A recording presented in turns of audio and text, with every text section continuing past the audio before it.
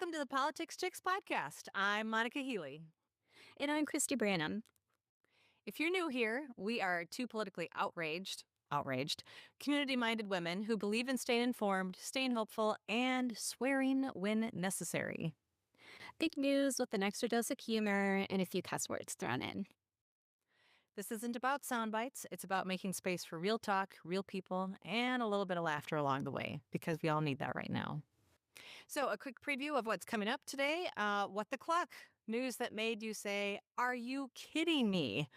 Which is really tough to narrow down in today's political climate. Some ICE brutality here in Orange County. Some of the things that are happening on the House floor as we are recording. And some hard-earned hope to wrap it all up.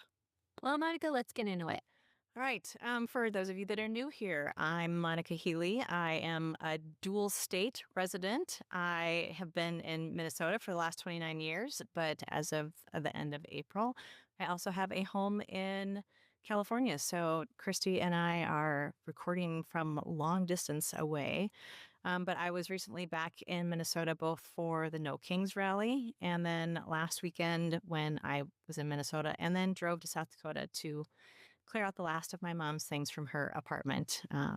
She died on March 2nd, and that one was hard. And yeah, life is real and life is messy, and that one was a hard one. Yeah, you've had a few curveballs this year.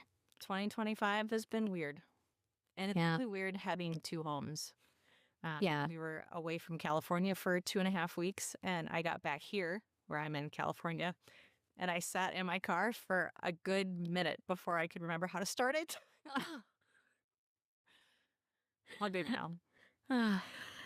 Well, you just kind of have to go with the flow nowadays, because if you don't, it's like the news. It's like the news cycles. Everything's subject to change every 5 minutes, right? You said you didn't want to go out for a run this morning because you were afraid that the news would change before you got back. And it does.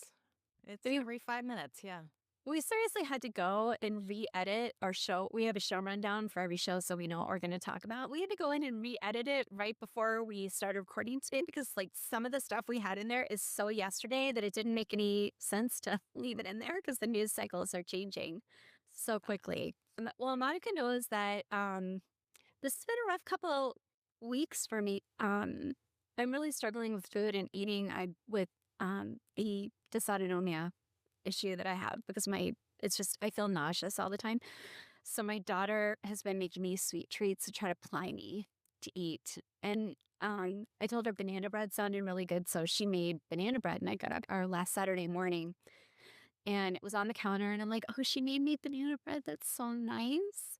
And so I cut a piece of it and I was like halfway through eating it. And then I looked over. So I have celiac disease, so I cannot have gluten. The gluten-free one had big red gluten-free on it on the other counter. So I had eaten half of a slice of the gluten-filled banana bread and my body was not happy with that. So I had spent the past couple weeks just kind of working that out of my system. It kind of hits me in a lot of weird ways. It's not just nausea and vomiting, which there's nausea and vomiting as you can imagine. But for me, I get almost a rheumatic response to it with I get aches in my joints, almost like arthritic type pain, and I also get inflammatory swelling. So I'd gained 5 pounds in the past couple weeks, but it's all water weight from the inflammation. So I'm one of those few people that has been trying to put weight on, and so it would be nice if this is permanent, but it's only temporary. So, but that aside, I'm starting to get in my groove now with the podcast editing, and that's helping to keep me occupied, and I'm learning new stuff all the time. I love learning. So, this has been just a fun process, figuring it out, getting a workflow down, getting in the swing of things so that I'm in a definite cycle so that I know we tape one day and then I start doing post-production so that it can drop. Yesterday, we dropped this week's podcast a day late because I was still feeling a little under the weather. last week, but we're going to try to drop on Tuesdays. And And when Christy says we, she means her because she does all of it. I just show up. Monica, you do a lot. Monica does the show rundowns. So she takes care of all the pre-production stuff, and I deal with the post-production stuff. So don't let her make it sound like I do everything, because that's not true. And we tried to go to the No Kings protest together. That was the last time we saw each other in person. Yeah, yeah. And so for those of you who don't know, I'm in Minnesota. Monica was in Minnesota, and that morning, one of our state political leaders was assassinated, and another political leader was shot In their homes. in their homes. And actually, he visited another legislator's home who happens to live 3 blocks away from me in the middle of the night, which is really scary because that hit close to home. And it just, the whole thing, like him doing it that day, was clearly to send a message and to make people afraid to show up at the protest. And we had met Monica at a restaurant. She had had dinner with her husband and her father-in-law, and my husband and I had driven down to meet her, and we're going to pick her up and then drop her off back home because she was flying out that night. And as we were driving, it was still on when we picked you up, right? Like right when you got in the car, it was still on. And it was pretty much as soon as I sat down in the car that we got notified that they were cancellation. And it was Indivisible that was canceling, but it was also Governor Walz. And you and I had talked about that, where we both have the utmost respect for him. And that was kind of the deciding factor in that moment. So yeah, we each left. Well, I was all for going. Like, I was like, we're going anyway, da-da-da. And then Tom and Monica talked a little bit of sense into me because I'm on a mobility scooter. I can't walk long distances anymore. So in case anything did happen, I would not only be putting myself at risk, I'd be putting people I love at risk. I potentially could be putting people around me at risk because I wouldn't be able to run. I would have to use my mobility scooter, and while it's got some pep, it'll get up to 6 miles an hour. It's faster than I could ever run. But, the maneuverability and being able to not be a moving target was probably what Tom was thinking about, I think, and you in the car, where you were more worried about me and my safety. So I caved and pouted the whole way home. But we dropped Monica off at home, and then she ended up going. And I'm so glad that she did, because a couple of my friends saw her. They don't know her, but they recognized her because of how she was dressed. And I'm gonna put some video up on top of this so you can see her in her rainbow glory at the Pride Month protest. Yeah, it was Pride at a protest. Exactly. And then you and I were both not surprised, but still taken aback by the comments that the president made about Governor Walz and not calling him. Yeah, and in the wake of that, Trump was asked if he was going to call Governor Walz, who was a good friend of Melissa Hortman, the representative that was killed. And his response, I think the governor of Minnesota is so whacked out. I'm not calling him. Why would I call him? I could call and say, hi, how are you doing? The guy doesn't have a clue. He's a mess. I could be nice and call, but why waste time? The inhumanity is just ever shocking. I mean, I don't know why I'm surprised anymore, but it's still shocking. I was a little bit late to the recording because I had a surprise hour phone call with a cousin of mine I hadn't spoken to in a long time. And we were talking about that very thing, about the fact that it has become so commonplace for people to dehumanize other people. And when you dehumanize people, you take away not just their humanity, but the dignity that they deserve to be treated with. Would you agree with that? I would totally agree with that. And that kind of segues perfectly into our What the Cluck section. What the Cluck? What the Cluck?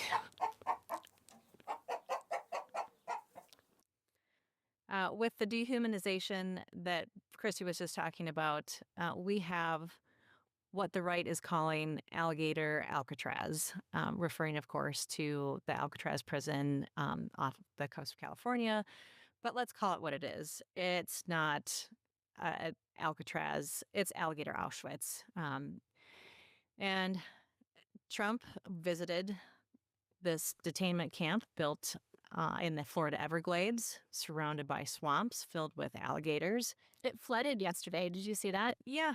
And can we also talk about how they built it in 8 days, which may have something to do with the fact that it flooded yesterday.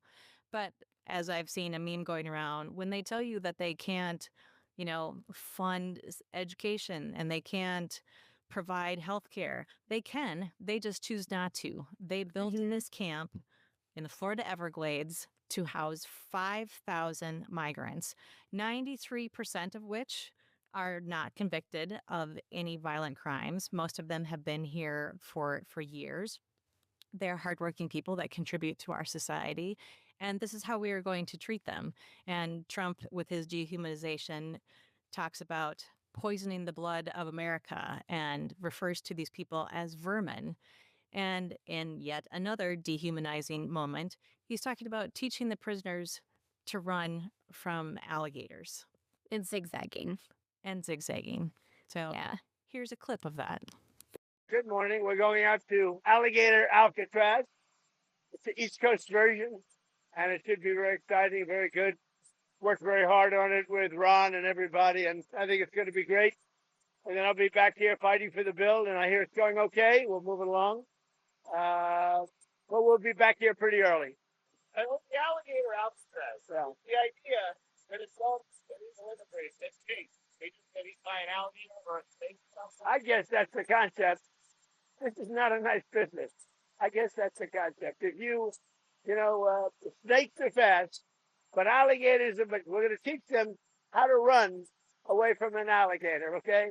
If they escape prison, how to run away. Don't run in a straight line. Look like this. And you know what? Your chances go up about 1%. Okay? Not a good thing. What kind of a callous husk of a man laughs at any of this? He laughed at that. He did. And, That man. and another thing that really disturbed me about this is the image of Kristi Noem and Ron DeSantis and Donald Trump standing amongst the cages that they're going to put human beings into, laughing, having fun, because this was a field trip for them. And can we talk about the merchandise that is being hawked for this? I mean, at least Auschwitz didn't have, a gift shop. Right? And we've got all of these Alligator Alcatraz merchandise floating around. And it's, again, the dehumanization of it. Well, what do you expect from a guy who decides he's going to come out with his own perfume and he smells like body odor, ketchup, and but according to Adam Kinzinger, he smells like ketchup, makeup, and butt. Well, I really don't think any of us are surprised. I mean, the fact that that this is so appalling is just kind of par for the course, isn't it? Yes, and like I said, I don't know why I'm surprised anymore, but every day they reach new depths of depravity. Yeah, and speaking of depravity, I have always held out hope for Lisa Murkowski and Susan Collins. She talked a big game. She did. Didn't she bring up last week that she was considering switching parties and becoming She was going to caucus with the Democrats. Yeah, well, how'd that work out for everybody? Because she somehow managed to, how did she get that past the Senate parliamentarian? That's what I want to know, because they said that carve out didn't work, but for some reason she got Alaska exempted from all of the SNAP and Medicaid cuts that are going to happen. Well, and it wasn't just Alaska. There's something with the 10 states that have the highest number of errors in reporting those things. And so, yes, we're going to reward errors. And red states. In red states. Red states are parasites because they take more federal funding than they contribute. Unlike most blue states, California is the largest contributing state in the country. Minnesota contributes more than they take out of the system. And, we contribute more than we take out of the system, and yet we still have the universal free lunch for our children in schools. And last week, Governor Walz was talking about the stopgaps that the state is trying to implement so that Minnesota can carry the burden so that Minnesotans who are on Medicaid won't lose their medical coverage. So they're already trying to figure out the finances, and Lord knows we pay giant taxes in Minnesota. Not as bad as California, but we have one of the highest tax rates in the country. It's not uncommon for our state tax bill to be as equal to, sometimes it's even been larger than our federal tax bill because there are certain deductions you can't take at the state level that you can take on your federal return. And, I kind of pay those taxes gladly because I know they're going to good work. Minnesota is beautiful. We have a beautiful state park system. We have pristinely clean streets. Our social safety nets in Minnesota are second to none. People here, if you are in trouble, there are programs that you can seek out. The funding is there to make sure that there is a basement, a bottom to when you're falling so that you don't keep falling and falling and falling forever. But red states don't value that. And I think it's rather ironic that the red states are the ones that are basically benefiting from blue states and our contributions. And Alaska is one of those. And Lisa Murkowski, did you see the tweet that I did to her from our X count? No. I tweeted to her that she was the most powerful woman in the country right now and had the opportunity to make a difference. And I'm sure she didn't see my tweet, but regardless, she held this country's future literally in the palms of her hands, and she sold out to a guy who doesn't give a shit about her or about Alaska. And when she was called out about it, here was what she said. Senator Paul said that that your vote was a bailout for Alaska at the expense of the rest of the country. Oh my. That's what Senator Paul said.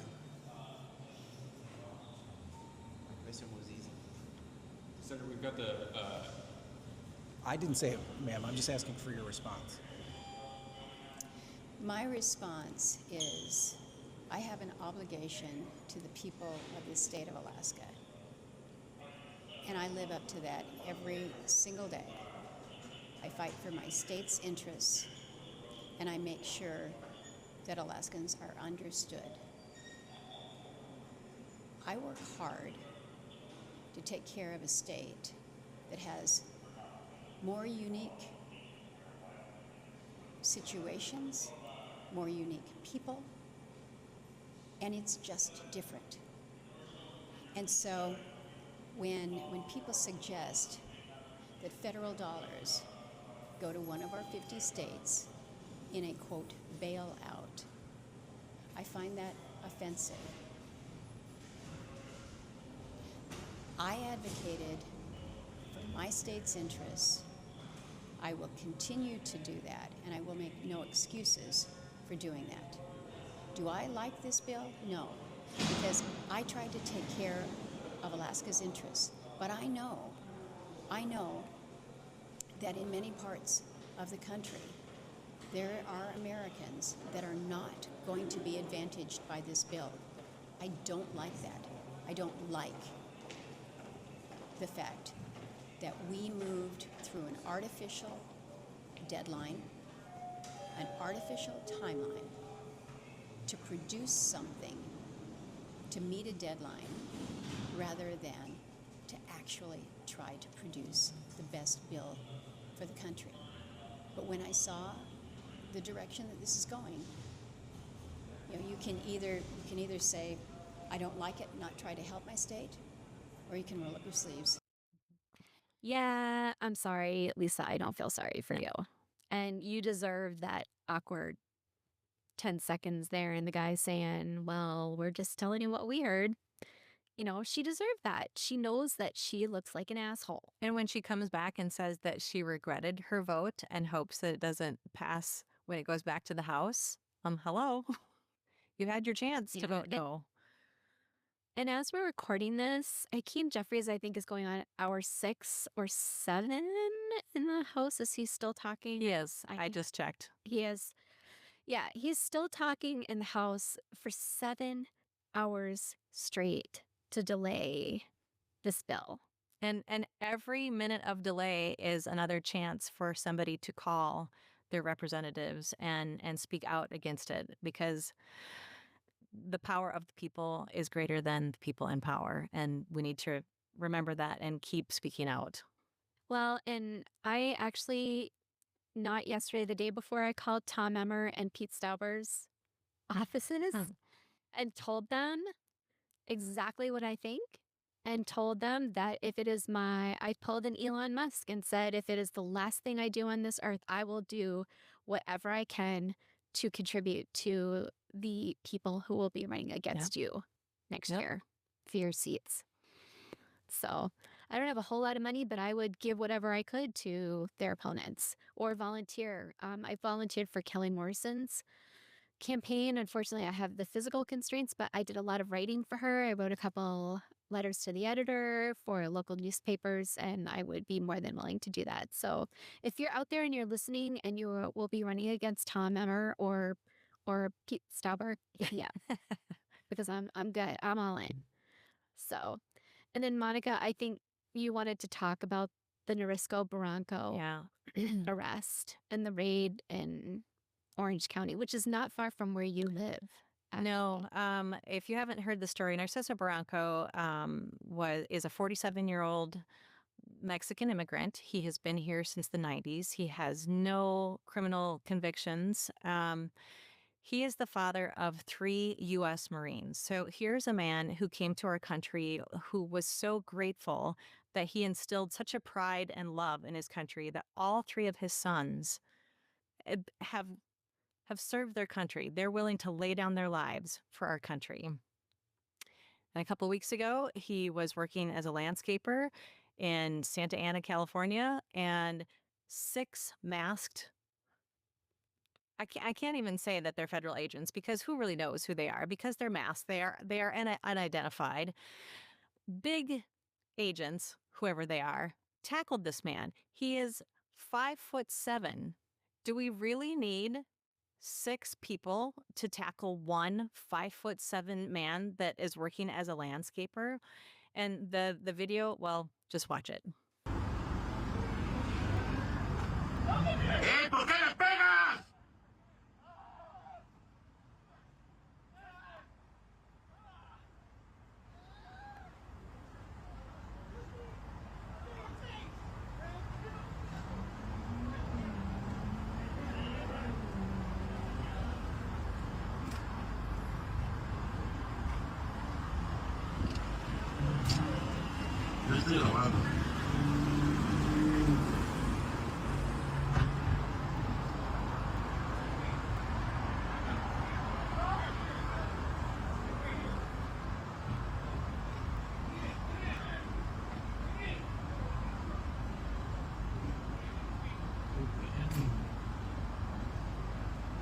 If you don't watch that and if you aren't appalled, I don't know what to say to you. The inhumanity, and again, the dehumanization, beating this man.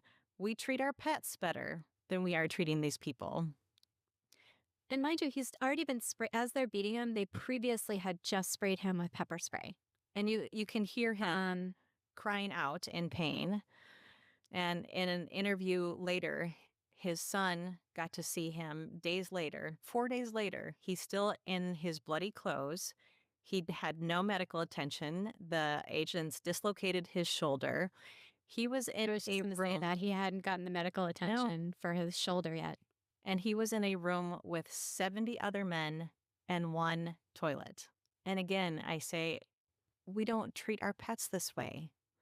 And it is not a leap to think about going from this to that period of time that we all have been comparing it to, it's not a leap. I'll just say that.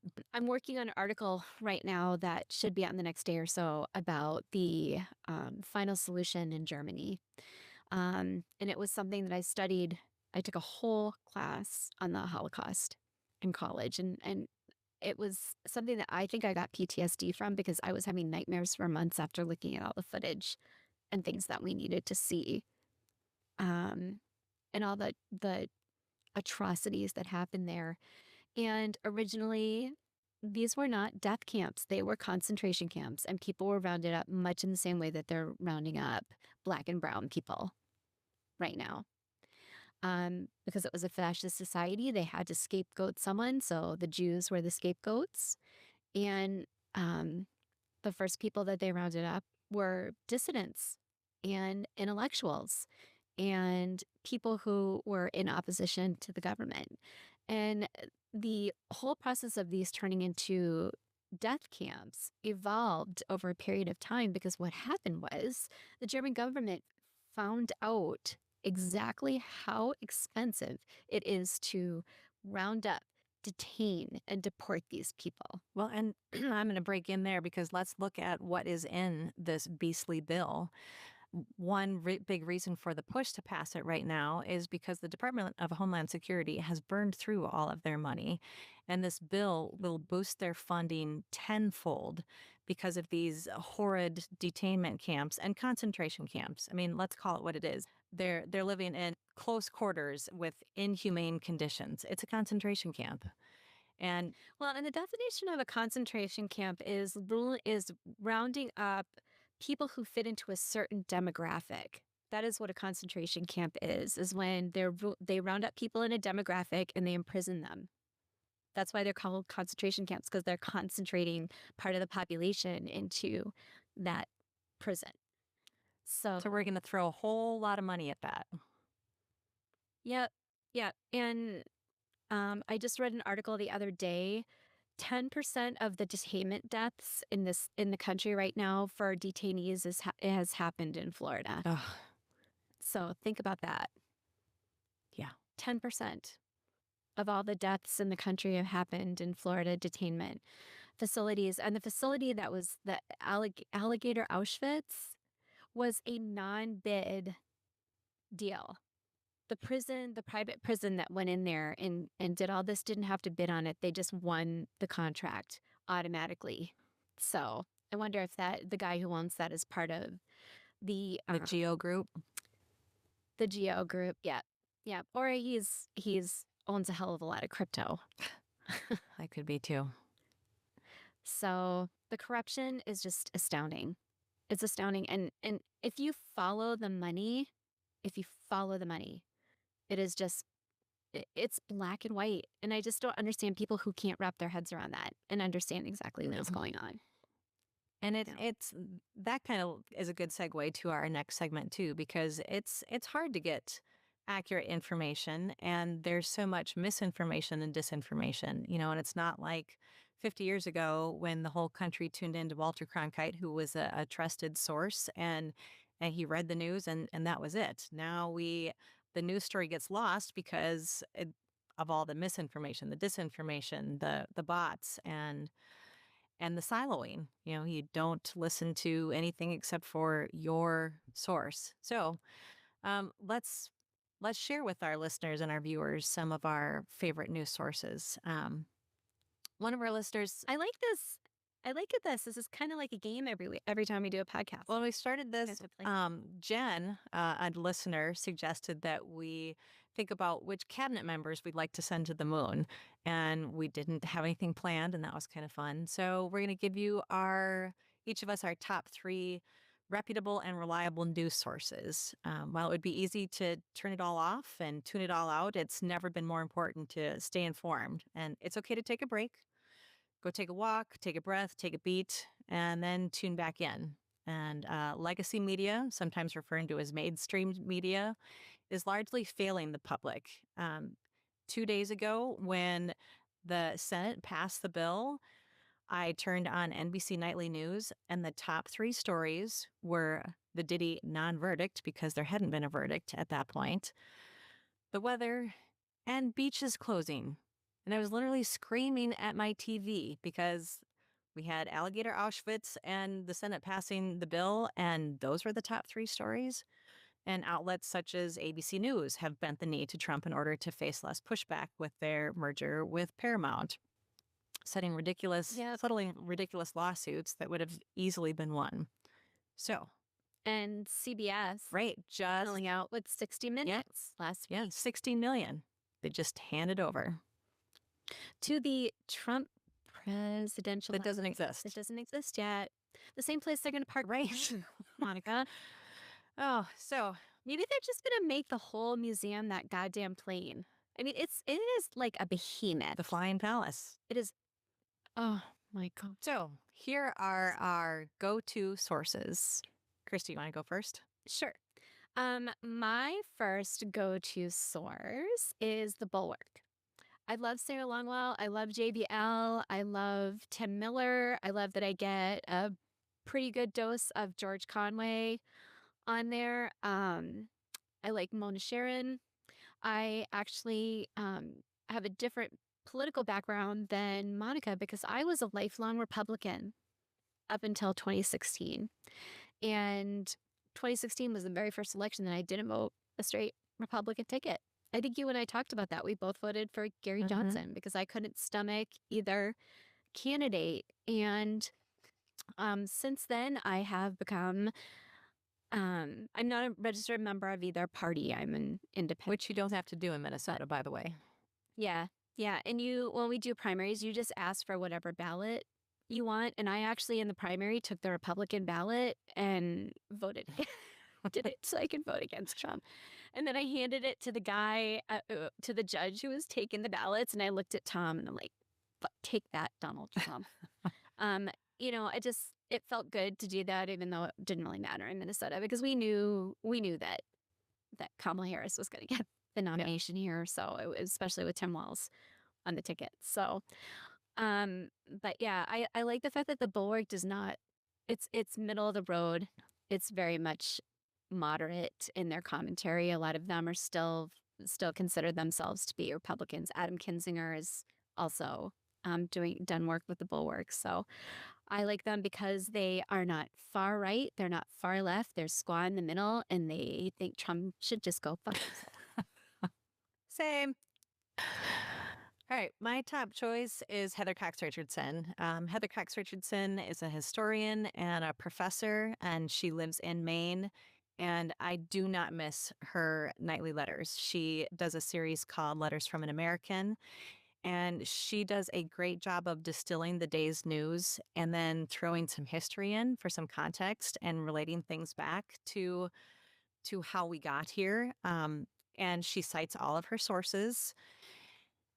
She has also started to do video clips called the politics chat. So she does those on Tuesdays and Thursdays because Facebook has started to suppress some things. She has opened that up to YouTube, so you can find her on Facebook and YouTube and on Substack.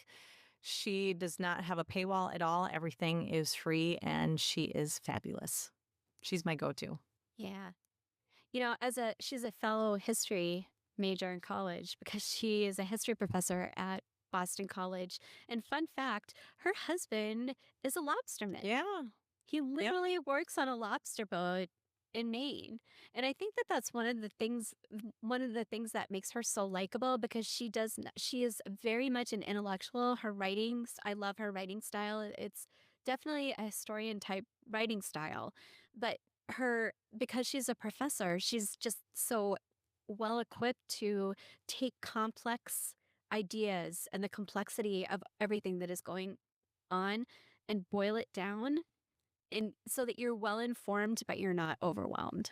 Does that make any sense? Well, I think the historical context she provides is invaluable because everything where we are is a product of our history. And if you don't have a working knowledge of our history, you don't understand that. And we need to know how we got here. So, yeah. Well, that's why we study history. because part of studying history is identifying the mistakes so that we don't make them again. And yet here we are. And yet here we are. My second choice is Brian Tyler Cohen, because aside from the fact that he is a little bit of eye candy, he is brilliant in his delivery. At one point he was advertising on his site for a writer to write content for his podcast, and I toyed with the idea of applying for it, but he's like in his late 20s and I'm a 55-year-old woman. I'm not sure if I would be able to insert myself into that, because I would have been writing for him to say those words like he was actually saying them, and I don't know if I like to think I'm a little bit of a wordsmith, but some of the stuff that they come up with is just so clever that I could never even pull that out of my ass. So, but he is very much on the nose as far as reporting what's going on. I love the people that he works with on his channel. He works with Mark Elias, who is a big time lawyer who all the election cases that Trump has lost, Mark Elias has been the attorney that his attorneys have been working against. He is absolutely brilliant. So I love Brian, I think, and he's really good with his hot takes. Like, he is on it. Like, something breaks and within an hour he's online with the commentary and the news, because the reality is we can't trust legacy media, and we need people like him who are going to do the breaking news breaks that he provides. And I think that he does a fabulous job, and he's nice to watch. I like him too. My second choice is Rachel Maddow from MSNBC News. She was on for the first 100 days every Monday through Friday evening, and her insights into what is happening are spot on. And like Heather Cox Richardson, she provides so much historical context. She's no longer on Monday through Friday, but you can still see her on Monday evenings on MSNBC, and you can find her on Blue Sky. If you have not listened to her award-winning podcast shows, Ultra, there are 2 seasons to them. And again, going back to Heather Cox Richardson and providing the historical context, she goes back to fascism and where the Make America Great, the America First movement first started here in the United States in the 1930s, and then McCarthyism after World War II, and the right wing and its presence in the United States. So Rachel's my number 2. My third choice is someone you've probably never heard of or may have heard of in passing, and his name is Adam Mockler. And the reason I'm picking Adam is because he is a Gen Z YouTuber and content creator who has really taken up the mantle. I think he actually stepped away from school for a while during the election to be able to report on the election. For a 23-year-old kid, and I'm going to call him a kid because he's a kid. He's a kid. He's very well articulated. He is eloquent. He has a very mature and analytical grasp of what is going on. He's able to elaborate on the subjects that he talks about, whether it's just straight politics, whether it's economics, whether it is social issues, and just does so in a way that people his age can identify with him and understand. And he has another young podcaster on his he's just started the Mockler Network. So he is trying to put together a coalition of young content creators to kind of help supplement this news ecosystem, this left news ecosystem that they're trying to build going into the midterms. But Chris Mowry is also contributing on his network now. And I love the fact that these are young people who care about the future of this country at 23. Because you know what I was doing at 23?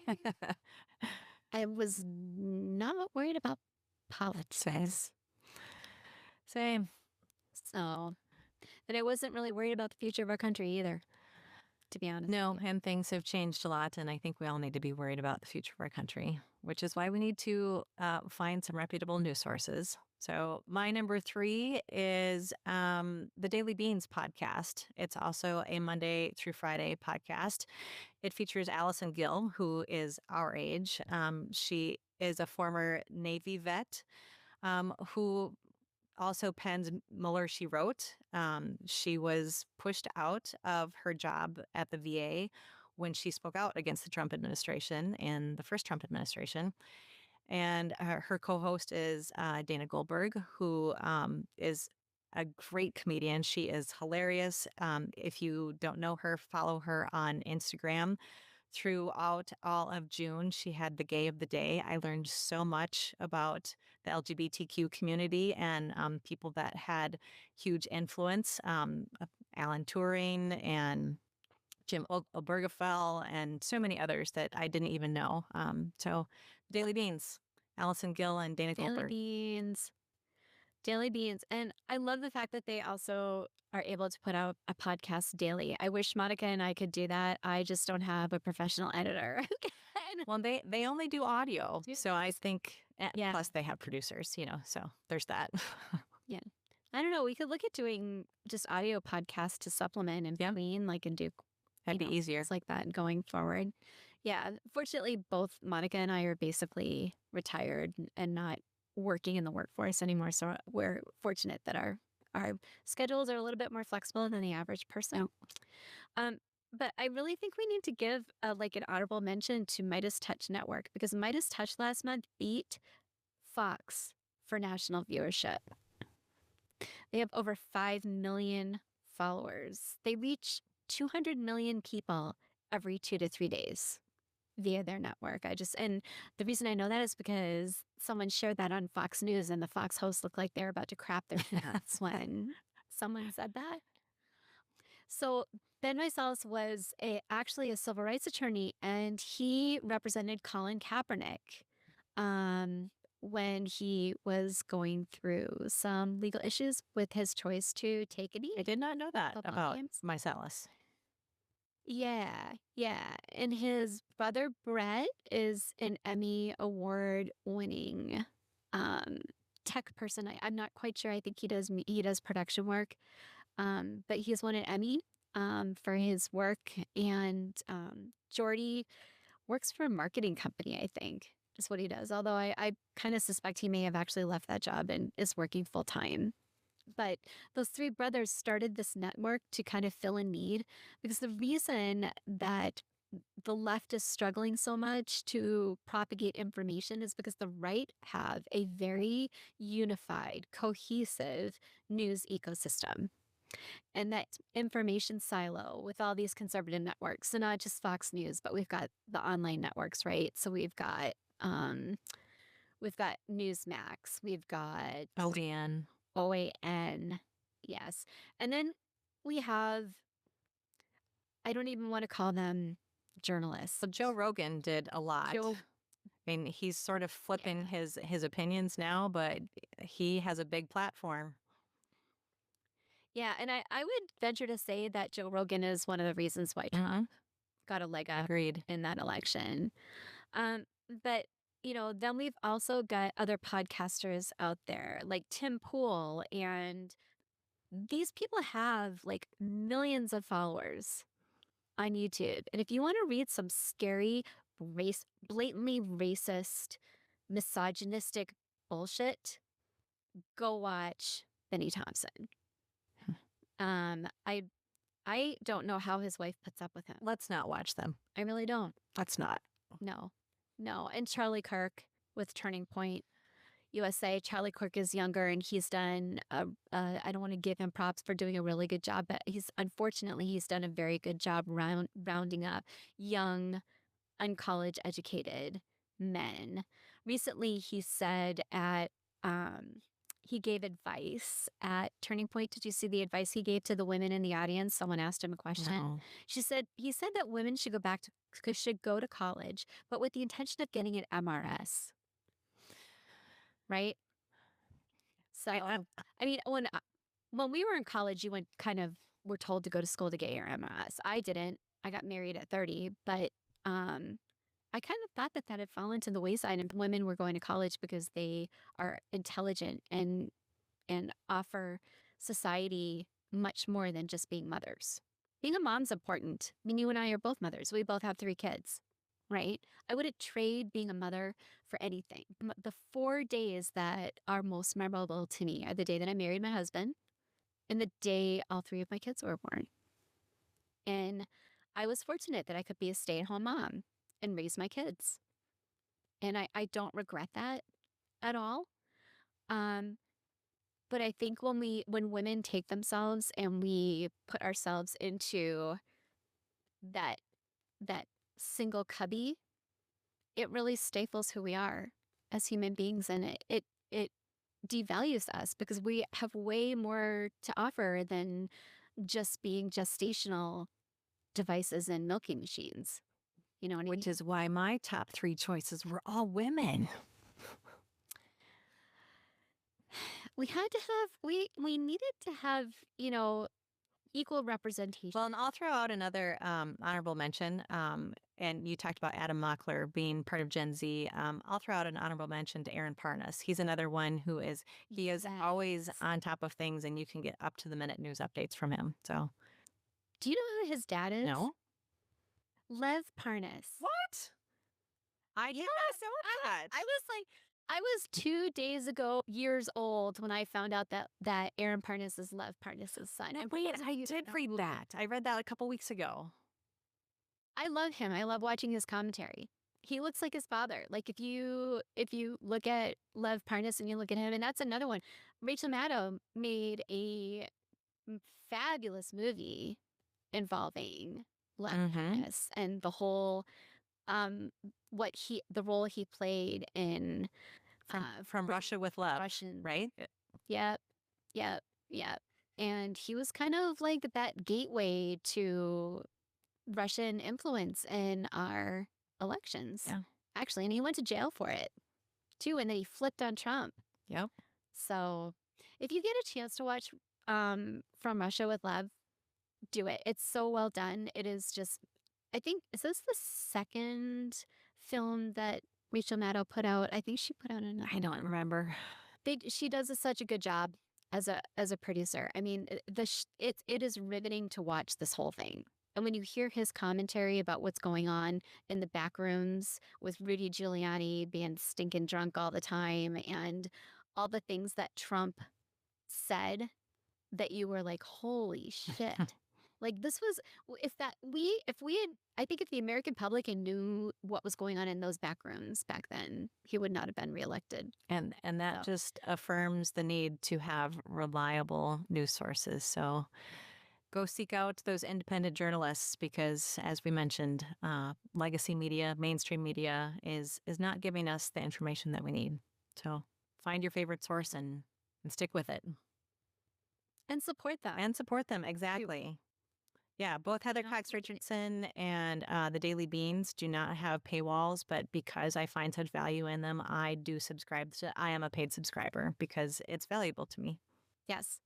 And, it's not just the paid subscriptions. I mean, did you see we had another paid subscriber? I did.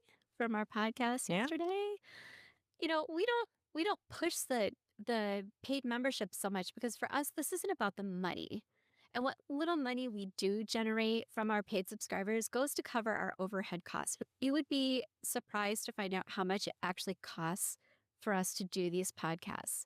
I just had to sign up for a monthly subscription for a plugin for sound mixing for our podcast. So our podcasts don't sound like crap. We have to pay for hosting on Transistor so that our podcast can get sent out to Apple and to Spotify. We have to pay for Riverside, which is what we're using to record this in right now, because you have to use specific apps that give you high quality video and audio so that you can actually have something that is not crap to work with when you're editing. We had to license the music in our intro and outro to the tune of $119 a year to be able to keep that intro and outro music. So a lot goes into this, and I would highly suggest that if you have the means to support people like Heather Cox Richardson, to support, the Bulwark, I think you can sign up for the Bulwark for like $9 a month or something like that. It's not like super expensive. But putting your money, we just got a subscriber that said I'm a senior citizen and I'm careful where I put my pennies. We all have to be careful about where we put our pennies. So when you're looking not just with finances, but where you're spending your time too. And another way of supporting is not financial. It's liking, it's sharing, and it's commenting, because the more you like and share and comment on a post, the more the algorithm likes it and puts it in front of more eyeballs. So just showing your support that way, you don't need to spend money on it, but engaging with it goes a long way. Okay, I'm done. Absolutely. All right, let's wrap things up with some hope in the Henhouse. And I'm not going to lie, it was kind of hard to find some hope this week. This was a tough week, but we've got some hope. The billionaire bailout bill isn't quite on Trump's desk yet, although it may be that by the time this airs, it is there. Hakeem Jeffries is still talking. I pulled up the news, so Jeffries is still holding the floor. There have been... He has been talking for 8 hours, 35 minutes, and 50 That seconds. breaks the record then, because the previous record was held by Kevin McCarthy when he was pushing back against one of Biden's bills, which benefited everybody. Let's just point that out. This bill is going to hurt everybody. Anyway, I wonder if he's trying to pull a Cory Booker. Do you think we're going to be still watching 24 hours. That would be That would be fucking awesome. So, plus I like listening to him talk because he's a very good speaker. But anyway, okay. Hope in the Henhouse. Sorry, distracted. Squirrel. We got to hold out hope for pushing back, because the pushback does count for something. So, still hoping that the bailout doesn't make it, but we will see. Maybe we edit this before it goes out to the world.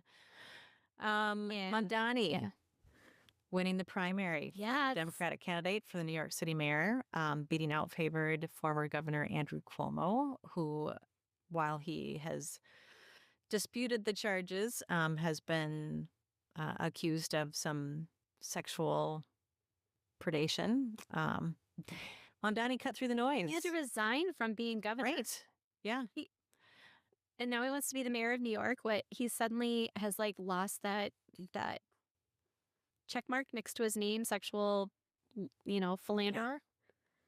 So, and Mamdani was not a household name. Nobody knew his name. Nobody knew how to pronounce his name. And he was definitely the underdog. And he's only 33 years old. But his policies are popular. And I think he's one to watch. absolutely. And you know what? It's time we had some younger people step up to the plate, because have you looked at Congress Right? recently and the Senate? 100%. They're decrepit. Yes, they are. Grassley? Oh my God, Mitch McConnell? They look like a good strong wind is going to push them over. And their mental acuity is just not there, But why would we expect any less looking at the mental acuity that we have in the White House right now? Right? So when the standard's only here, why would anyone want in the Republican Party be here? Because they don't want to be above Trump. So they got to dumb themselves down, right? So Another moment of hope. Wisconsin Supreme Court yesterday struck down the state's abortion ban that took place, was implemented after Dobbs was in place. So this abortion ban from 1849 took effect at that point. And so there's still hope. There are still judges working to protect the people and the Constitution. yeah, in that election, that special election in Wisconsin for the Supreme Court judge is really what's behind that happening. And Elon Musk sunk what? $250 million 20 million. into that? $20 million, I'm sorry, $250 million in the presidential election, but $20 million into that race. And they said, F you, Elon. Again, the power of the people is greater than the people in power. Yeah. Yes, yes. And I want to congratulate Monica, because on July 8th, she will be celebrating her 30th wedding anniversary with the love of her life, Scott.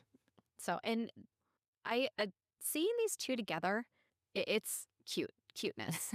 I mean, you can tell that there's still teenagers on the inside who are in love with each other. And yeah, you're a lucky woman. And Scott's a lucky dude. Like, he way outkicked his coverage with you. Let's be. Oh, I don't know. I think it might be the other way around. He's pretty great. But I think in these times of darkness, we all need to find things to celebrate in our own lives and bring joy to someone else. I found a quote the other day that I really liked. The best way to find joy is to bring it to someone else. And that's Robert Ingersoll. I liked that. Have you ever had the realization when you do something for someone else, for someone who can't do anything for you, when you do something for them? And I'm not talking about you do it for them and then you tell everyone who will listen to you that you did this thing for that person. When you do something for a person who cannot possibly return that favor and then don't feel the need to talk about it, the feeling of fulfillment that you get from that is so profound. And, I will do that all the time. I will try to find little ways to do things for people to make their lives easier or better, or make their day just a little bit brighter, not because I want them to think that I'm an amazing person, but because I get satisfaction out of doing things for people that makes their lives a little bit easier. Yeah, because it takes the focus off yourself. That's the problem, is that we have become so introverted with our focus and focus on ourselves and our own internal life that we've forgotten that living isn't inside, living is outside.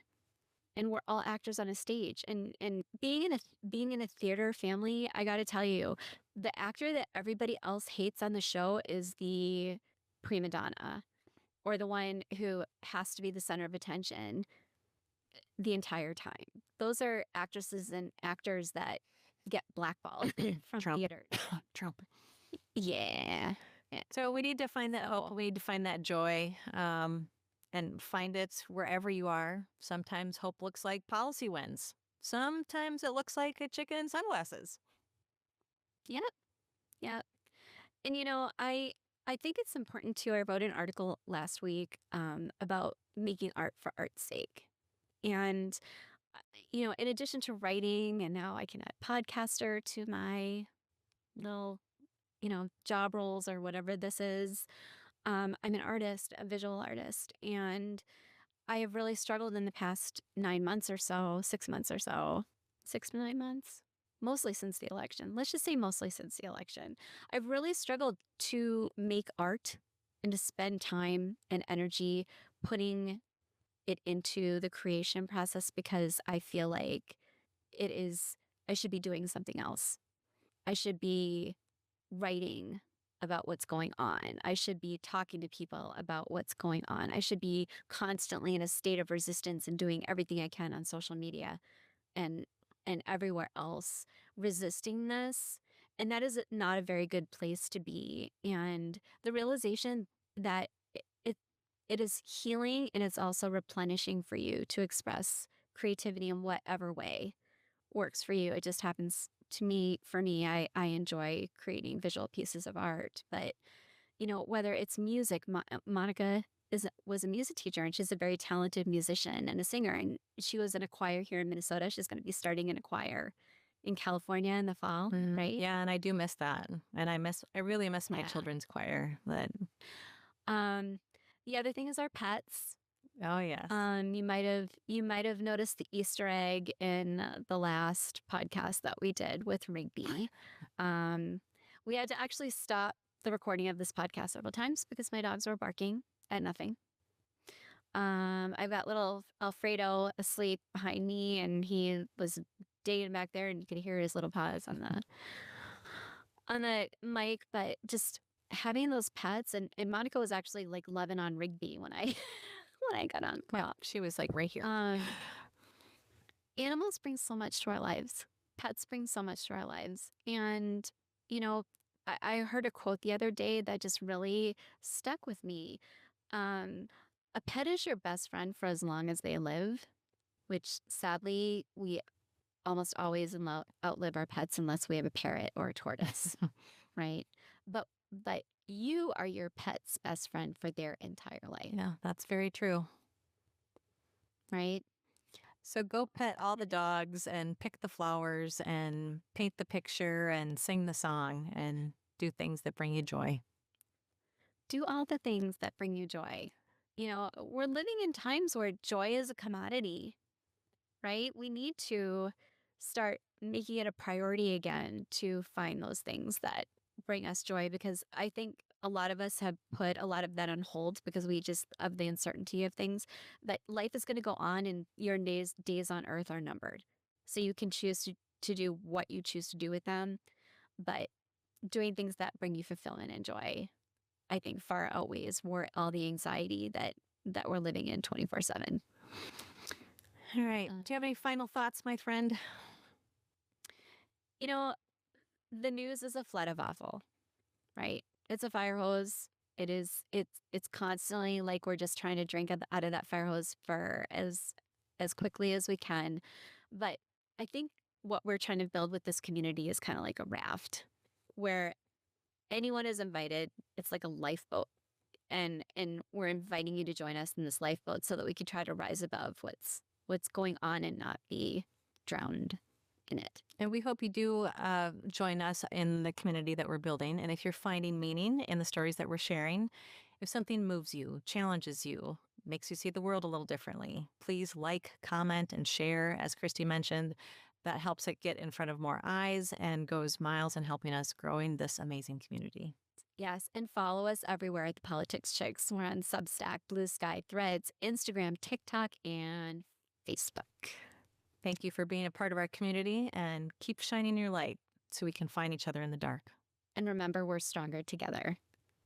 Thanks for joining us today, folks. We really appreciate it. We'll see you next week. Bye, folks.